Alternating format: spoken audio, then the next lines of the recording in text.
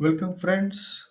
This video is about a thought process about how astrology can contribute or complements the field of psychology.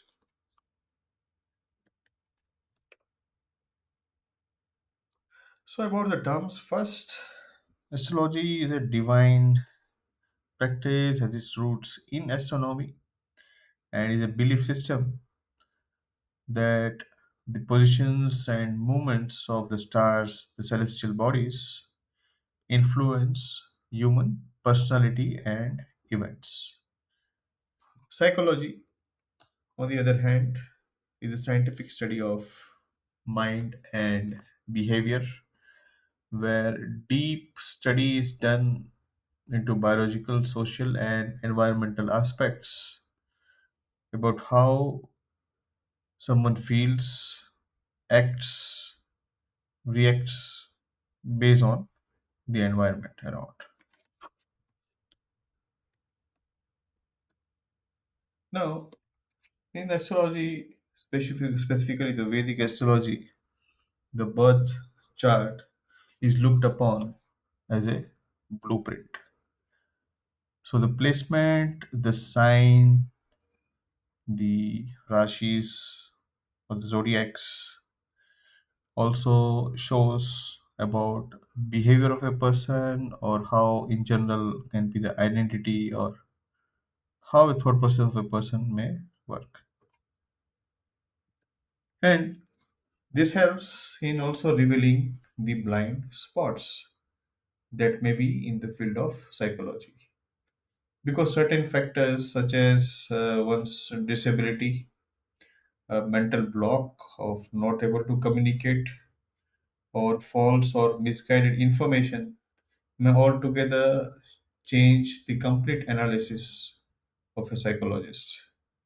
So, someone who is studying a behavior of a person, someone who has taken up a case to know, and the subject is not open to speak or unable to speak, in that case, it's a very tedious process to know about the person. Whereas, how astrology can help, like we saw in the previous case, is to fill the blind spots.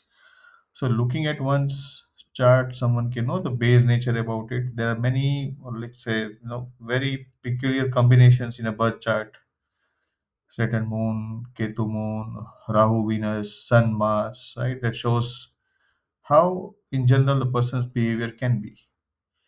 How, let's say, a person who is aggressive or person who might be creative in some way, person who is very emotional, more sensitive, person who may be in some illusion, all those things are indicated through a birth chart. In same way, it helps in timing and other events. So, if you're looking at a person who is describing his past events, it can be matched also with the astrology dasha and transits that gives you more information about the quality of his life during that time or the things that could have happened. Let's say a person who is going through his education, and if the dasha and the transit suggest that there are a lot of distractions during that time, it can help further either confirm or differ what someone is saying to find the root cause. So, a transformative turning point of one's life, one's chart, like transiting to a Ketu dasha, or transiting to Rahu or Venus or Saturn and so on. Depending on which planet is dominant in a birth chart, how they are placed, says a lot of things about someone's life. So it gives a good understanding about one's struggle in life, one's quality of the past, and helps in further analysis.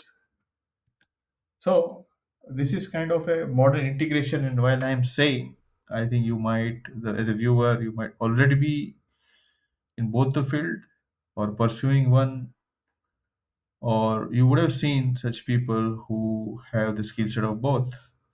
And it's a very good modern integration where you have a dual authentication approach that both the field suggests something and you're 100% sure that that's how the things are. Also, the integration of ancient knowledge and modern knowledge and tools helps further. And of course, along with these two fields, there are many other add-ons, some healing modalities that also helps in further cure or handling such behavior. So that was all about how astrology can complement psychology. You are watching the Jupiter retrograde channel. Please hit the like button and subscribe if you like this video. Thank you.